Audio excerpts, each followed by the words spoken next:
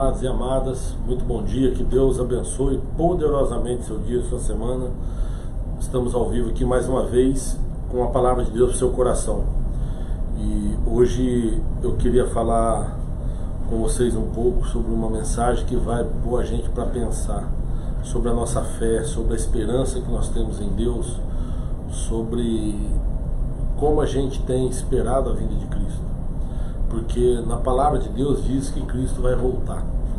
Mas é interessante porque quando alguém fala isso, a vinda de Cristo está próxima, Cristo vai voltar, a tendência é a gente ficar um pouco resistente, não acreditar muito, não levar muito a sério, né? E principalmente quem é cristão precisa entender que isso vai acontecer, a gente só não sabe o momento. Agora, mesmo que isso demorasse, né, um tempo aí, que passasse essa nossa geração, a gente não sabe o dia da nossa morte. Então, esperar a vinda de Cristo é necessário para que a gente atinja a vida eterna. E hoje nós vamos ver isso daqui. Mas se ele não vier durante esse tempo, pelo menos a gente não sabe se... Hoje eu estou aqui falando com você, eu não sei se quando eu sair daqui eu vou estar vivo. Então a gente precisa também ponderar isso e passar a entender melhor a nossa relação com Deus. Eu lembro que escrito aqui na Bíblia, lá no livro de Gênesis, quando Deus dá a Noé a missão dele construir a arca, e ele fala: olha, já se alastrou muito a iniquidade do povo, alastrou muito o pecado, e eu vou tirar toda essa geração da face da terra e vou mandar um dilúvio. Então você constrói uma arca e põe na arca os animais que tem que colocar e entra com a sua família. E muitos naquela época não acreditavam em Noé, achavam que Noé estava ficando louco, né? E Noé então preparando a arca, construindo tudo, e o pessoal achando que ele tinha enlouquecido. Até que quando ele terminou a arca, entrou a família dele, entrou os animais, e aí depois vem o dilúvio. E aí já não dava mais tempo. Quando o pessoal percebeu que a chuva veio um pouco mais forte e veio também com um pouco mais de quantidade do que o normal, eles então perceberam que Noé estava falando a verdade. Mas aí já não dava mais tempo. Por quê? Porque a porta da arca já tinha fechado e não tinha como mais ninguém entrar lá. Quando nós tivemos também o advento lá da destruição de Sodoma e Gomorra, também a iniquidade tinha já alastrado. E muita gente não acreditava. E Deus falou: eu vou destruir Sodoma e Gomorra. E as pessoas não acreditavam. E Ló saiu da cidade e ficou orientação para nem olhar para trás. A esposa dele olhou e pereceu. E aqueles que não acreditavam, que ficaram na cidade também, foram destruídos juntos. Nós vamos ler hoje aqui uma parábola de Jesus, que está no Evangelho de Mateus, capítulo 25. Diz assim: então o reino do céu será semelhante a 10 virgens que, tomando as suas lâmpadas, saíram ao encontro do esposo. 5 delas eram prudentes e 5 eram loucas. As loucas, tomando as suas lâmpadas, não levaram azeite consigo, mas as prudentes levaram azeite em suas vasilhas com as suas lâmpadas, e tardando o esposo, toscanejaram todas e adormeceram. Mas à meia-noite ouviu-se um clamor: aí vem o esposo. Saíram ao encontro. Então todas aquelas virgens se levantaram e prepararam as suas lâmpadas. E as loucas disseram às prudentes: dai-nos do vosso azeite, porque nossas lâmpadas se apagam. Mas as prudentes responderam, dizendo: não seja caso que nos falte a nós e a vós, e ide antes aos que vendem e compre para vós. E tendo elas ido comprá-lo, chegou o esposo, e as que estavam preparadas entraram com ele para as bodas, e fechou-se a porta. Depois chegaram também as outras virgens, dizendo: Senhor, Senhor, abre-nos a porta. E ele respondendo disse: em verdade vos digo, que vos não conheço. Vigiai, porque não sabeis o dia, nem a hora em que o Filho do Homem há de vir. Jesus, ele contou essa parábola no Monte das Oliveiras. Em 2 momentos durante o tempo que Jesus esteve aqui na Terra, que ele fez um grande discurso, né, em dois momentos. O primeiro foi aquele discurso que ele faz no Monte das Bem-aventuranças, e que era ali na Galileia, na região da Galileia, que ele sobe no monte e ali ele começa a falar com os discípulos, e aí ele fala muito sobre o caráter e comportamento do homem que ele tem que ter, né? Isso aí está em Mateus, você vai do capítulo 5 até o 7, falando justamente só sobre esse discurso. Agora aqui, Mateus está falando de um outro discurso, quando Jesus ele está no templo, e aí ele sai do templo, os apóstolos chamam Jesus e chamam a atenção de Jesus para a estrutura do templo, né? Eles ficam admirados de ver aquela estrutura, tanta, né, o tamanho daquilo, e Jesus fala para eles, fala, olha, vocês estão admirados, mas não vai ficar pedra sobre pedra aqui, né? Tudo isso será destruído. E depois que Jesus falou isso, o templo foi destruído no ano 70 depois de Cristo. Mas aí eles saem, e Jesus sai com eles, e eles vão para o Monte das Oliveiras. E Jesus então senta com eles lá, e aí um dos seus apóstolos pergunta para ele, fala, o senhor fala tanto dessa questão do fim do mundo, né, toda essa questão da sua vinda, quando que tudo isso vai acontecer? E Jesus então começa a conversar com ele sobre isso. E aí então é esse discurso, né, e que é um sermão profético, que começa então em Mateus, no capítulo 24. E Jesus então começa a falar com eles sobre esse sermão profético. E é um capítulo que vale a pena você ler, sabe? Tem coisas muito lindas aqui. Jesus vai chamando a atenção deles para se preparar para o grande dia, porque a gente não sabe quando vai acontecer esse grande dia, né? Ele fala inclusive isso, que tudo do futuro está reservado a Deus. Então não adianta, tem muita gente aí que vai consultar a pessoa e fala, não, eu posso ver o futuro, então eu sei o que vai acontecer esse ano, eu sei o que vai acontecer o ano que vem, eu sei, com todo respeito ao ser humano, mas o futuro só Deus pode saber. O que vai acontecer amanhã só Deus sabe. Não existe nenhum tipo de alinhamento, nenhum tipo de coisa que pode falar para você o que vai acontecer daqui um ano, daqui um mês ou daqui uma hora, porque Deus é que sabe todas as coisas. E Jesus então começa a falar para as pessoas do princípio das dores, começa a falar de uma grande tribulação que vai haver, para quando ele voltar, ele vai resgatar a igreja dele. Quem tiver preparado vai subir, e virá então grande tormenta, grande tribulação e grandes dores. Tem um momento que ele fala assim, olha, que surgirão muitos falsos profetas, nomes, pessoas que vêm em nome de Jesus falando que é o próprio Cristo. Já vimos isso, né, de pessoas falar isso, que é o próprio Cristo. Grandes profetas, ele fala assim, olha, se alguém chegar para você e falar, Jesus está no deserto, não vá, porque ele não estará lá. Você fala, vamos, Jesus apareceu em tal lugar, não vá. Quando eu era criança, até hoje isso acontece, você tem que tomar cuidado, porque Jesus vai vir disfarçado. Ele vem disfarçado, será de mendigo, e vai fazer um teste com você. Não vai acontecer isso. Jesus não vai se disfarçar. A palavra de Deus aqui é clara, quando Jesus fala que ele virá, não vai ser num abrir e fechar de olhos. Ele fala o seguinte, como o relâmpago vai do Oriente para o Ocidente, assim será a vinda do Filho do Homem.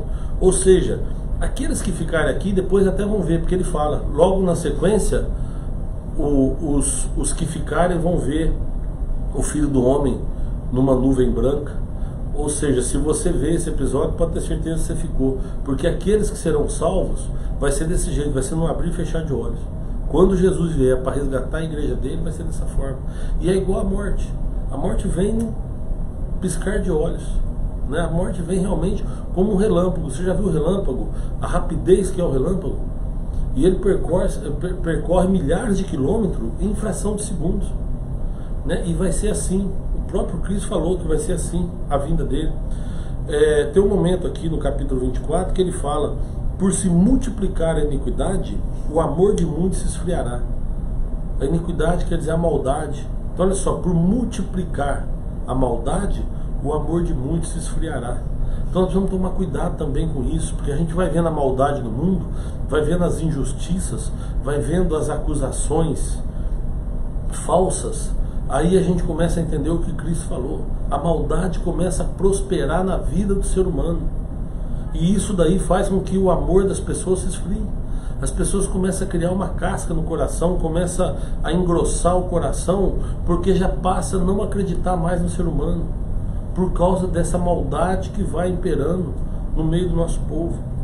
E aí então, cada vez mais, nós somos incapazes de amar, cada vez mais a gente vai ficando mais desconfiado. Nós vivemos num mundo onde as lojas têm que gastar com segurança, com câmeras, com aquelas pessoas que ficam sentadas em cima de uma escada lá, para ver se ninguém vai roubar nada. E aí começa então a multiplicar isso no meio do povo, as brigas, as lutas. E Jesus, nesse discurso, ele começa a falar isso. Fala, ó, quando eles perguntam para ele quando virá tudo isso, e ele fala, ó, quando vocês verem a maldade se multiplicar, quando vocês verem lançar as guerras, levantar nação contra nação, pode esperar que está chegando o tempo, né? E hoje o que nós temos visto, né? E aí ele conta 3 parábolas. Ele conta a parábola da figueira, que ele fala assim, ó, quando vocês verem uma figueira florida, com folhas e tal, você sabe que está próximo o verão. Provavelmente naquela época, ele está falando do contexto deles. Provavelmente a chegada do verão, eles iam pelas figueiras ou pelas árvores. E ele fala isso, quando você vê a figueira, né, já dando folhas e flores, você sabe que está chegando o verão, né? Depois ele fala de uma parábola dos 2 servos, que ele fala o seguinte, que o patrão viaja, deixa tudo na mão dos servos, e aí o servo vê que o patrão vai demorar, e aí começa a tratar com desdém as coisas do patrão, começa a espancar os conservos, né, os outros amigos, e começa a deixar o trabalho de lado. Enfim, ele relaxa. Se o patrão vem de surpresa, pega ele totalmente despreparado, ele vai perder o emprego. E Jesus conta essa parábola. E depois conta essa parábola das 10 virgens, que é onde eu vou querer entrar no assunto com vocês. Mas antes eu queria falar isso aqui, que nós precisamos tomar cuidado, porque as coisas vão acontecer. E os sinais estão aí, as evidências estão aí. E nós não podemos fugir das evidências. E olha só o que Jesus fala, olha, por se multiplicar a iniquidade, o amor de muitos se esfriará, mas aquele que perseverar até o fim será salvo. Nós precisamos perseverar em amor, perseverar em acreditar, em esperar, né? Aí o que eu queria falar com vocês sobre essa parábola que nós lemos. Aqui ele fala de um noivo que veio buscar as 10 virgens. É lógico que a gente, se a gente levar literal na coisa, né, é um negócio que não tem muito a ver, mas a gente tem que lembrar que isso é uma parábola, é um exemplo que Jesus está dando, é uma história que ele está contando para chamar a atenção para o reino dos céus. Então ele fala o seguinte, são 10 pessoas que estão esperando o noivo. Ele deve estar falando aqui da igreja, lógico. Lá, naquele momento, ele falava para os judeus que estavam ali, e a gente traz para os dias de hoje para a igreja. Porque ele não está falando aqui dos ímpios, ele não está falando de pessoas, dos convidados do casamento, nem de pessoas que estão fora. Ele está falando daquelas pessoas que estão esperando o noivo. Ou seja, a igreja que está esperando a vinda de Cristo. Mas mesmo dentro da igreja, os que estão fora então nem se fala, mas mesmo os que estão dentro da igreja, eu não estou falando de igreja física, eu não estou falando de igreja de templos, não. Eu estou falando da igreja do Senhor, daquele cristão, daquele que acredita que Jesus ressuscitou dos mortos, daquele que acredita que Jesus virá para buscar a humanidade. Então ele está falando o seguinte, que dentro desse grupo de pessoas que acreditam, tem aqueles prudentes que são vigilantes o tempo todo, que estão sempre esperando, e tem aqueles que não estão nem aí, que falam que é cristão, que acreditam, mas que não levam a sério essa questão da vinda dele. Então o que ele fala é isso, as lâmpadas aqui, né, representam, na Bíblia toda fala da luz de Cristo, né? Ele é a luz do mundo. Lá no tabernáculo, a gente já viu aqui há um tempo atrás que o candelabro que tinha a luz que não podia se apagar, que é a luz de Cristo. E ele fala aqui o seguinte, que as pessoas esperando estão com as lâmpadas na mão, ou seja, prontos, segurando a luz de Cristo. A grande questão é que uma parte está tudo bem, com o azeite em dia, tudo certo, com a lâmpada acesa. Mas tem uma outra parte que está esperando o noivo, mas que não tem azeite, não se preocupou em levar o azeite. O azeite aqui é a intimidade com Deus, é a nossa presença junto a Deus, é a nossa participação junto ao Espírito Santo, é a nossa intimidade com o Espírito Santo e com Deus, né? Então o que acontece? Quando a gente deixa essa intimidade e a gente começa a relaxar, é como se a gente não tivesse, a gente tivesse a lâmpada, porque a gente é cristão, acredita em Cristo, mas a gente não tem o azeite suficiente para manter aquela luz acesa. Então nós precisamos se manter sempre vigilante, nos mantermos sempre vigilantes a essa questão, né? Nós como cristãos precisamos o tempo todo estar atento às palavras do Senhor, para que a gente possa ter intimidade com Deus e manter a nossa lâmpada acesa. Por quê? Porque a gente não sabe a vinda de Cristo quando será, né? E se pela vontade de Deus não for agora, for daqui 100 anos, mas o que nós sabemos é que vai chegar um momento que esse corpo vai perecer e que nós então vamos morrer. É como fosse a vinda de Cristo, porque a hora que a gente morre, depois não dá mais tempo. Tem uma parábola que ele conta do rico e do Lázaro, né, que o Lázaro era um mendigo que vivia à porta do rico, e Lázaro comia das migalhas que caía da mesa do rico, ou seja, ele vivia de esmolas ali, cheio de feridas, e diz que aquele homem rico vivia no regalo da vida, vivia de forma esplendorosa, e os dois morreram. E aí quando o rico percebe, Lázaro está no seio de Abraão, e ele está no lugar de tormenta.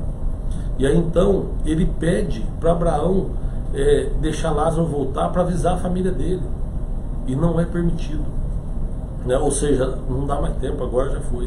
Então depois que a gente morre, não tem mais como a gente fazer escolhas, né? A morte é o ponto final do nosso corpo, e aí a gente vai para uma nova vida, né? O espírito ganha um novo corpo, um corpo celestial, e a gente vai para uma nova vida. Hoje o nosso espírito precisa de um corpo para morar, né? E quando a gente morre, ele vai morar num outro corpo, que é um corpo celestial, né? É o que diz a palavra de Deus. E esse nosso corpo de carne e osso perecerá. E aí então não dá mais tempo depois de voltar.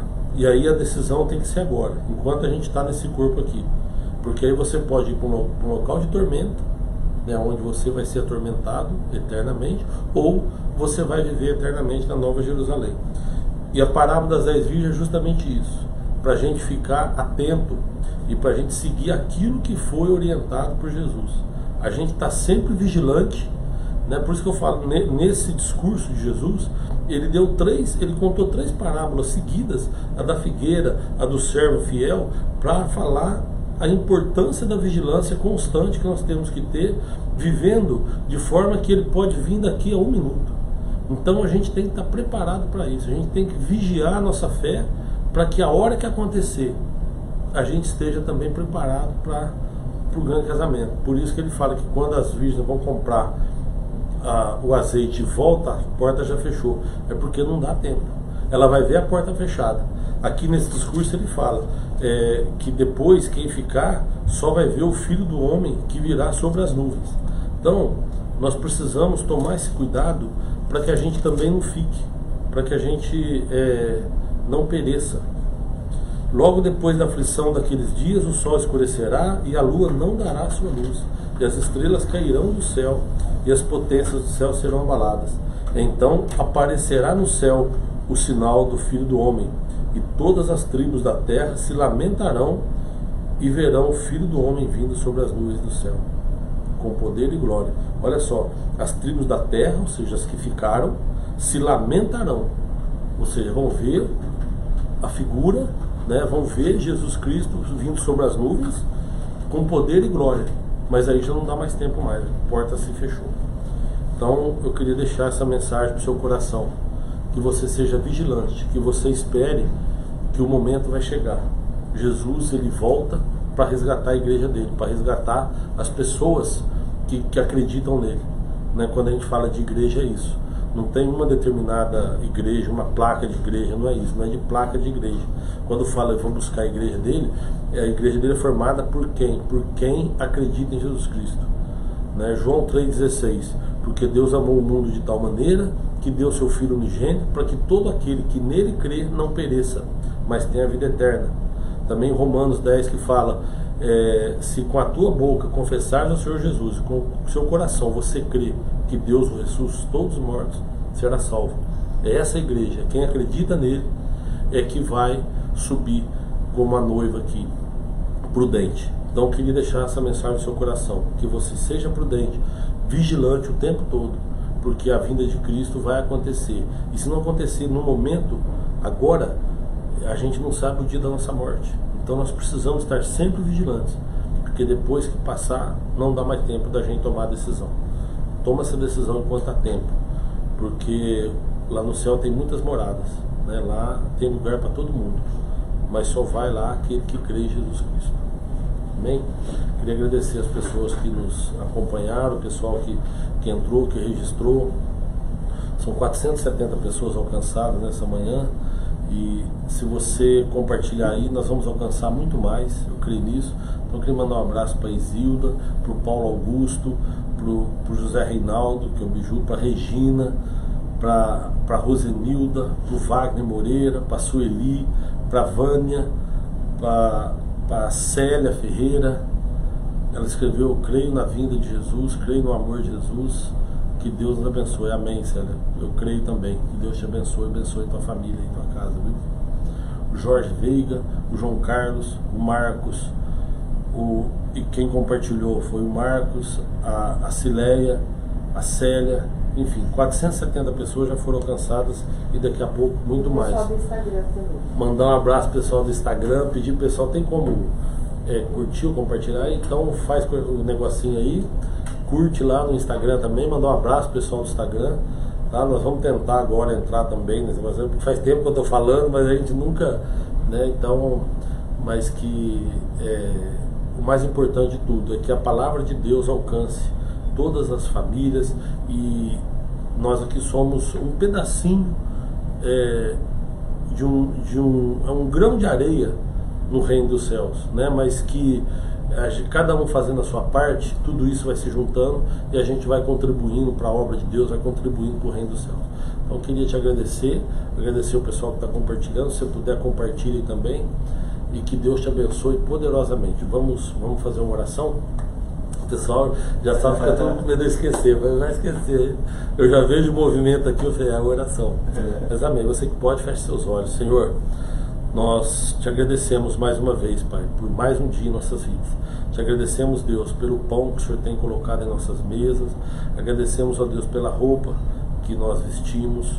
Enfim, ó Deus, o Senhor provém aquilo que é necessário para a nossa vida, o Senhor nos dá. Então eu queria te agradecer, Deus, agradecer porque o Senhor tem provido, o Senhor tem sustentado a cada um de nós. Pai, pedir, ó Deus, misericórdia, que o Senhor possa nos julgar não pelo nosso merecimento, não pela nossa justiça, mas nos julgar de acordo com a tua misericórdia, Pai. Então tenha misericórdia das nossas vidas, tenha, Senhor, que o teu amor venha nos cobrir, que a tua graça venha nos cobrir, para que a gente possa ser perdoado dos nossos pecados e para que a gente possa atingir a condição de vida eterna. Nós te agradecemos, Deus, e pedimos, Pai, que o Senhor esteja conosco. Pai, tantas famílias hoje sendo assoladas pelo inimigo, passando por tormentas, por tribulações, e eu te peço, ó Deus, que o Senhor entre também com providência. Pessoas que estão passando por problemas de saúde, eu peço, ó Deus, que o Senhor entre também com providência. O Senhor é um Deus de cura, o Senhor é nosso Deus curador, e eu te peço então, Deus, que o Senhor possa operar milagres, maravilhas na vida dessas pessoas, e aquelas pessoas que estão também encarceradas, que o Senhor possa dar a liberdade no coração delas, que elas possam sentir no coração a liberdade que há em Cristo Jesus. As pessoas, as mulheres grávidas que estão realizando um sonho, e aquelas, ó Deus, que desejam uma gravidez, mas que não conseguem, que o Senhor possa também colocar a tua mão poderosa, Pai, no útero dessas pessoas, e concede, Senhor, só o Senhor pode dar a vida, só o Senhor tem o dom, ou nos dá o dom da vida. Então nós te pedimos, ó Deus, que o Senhor entre com providência em cada uma dessas pessoas. Pai, abençoa as nossas vidas, abençoa, Senhor, as famílias da terra, e que nós possamos estar vigilantes, esperando a vinda de Cristo Jesus. Nós te pedimos e te agradecemos em nome de Jesus. Amém. Meus amados, até terça-feira que vem, se Deus quiser, e tenha uma boa semana, que Deus te abençoe poderosamente.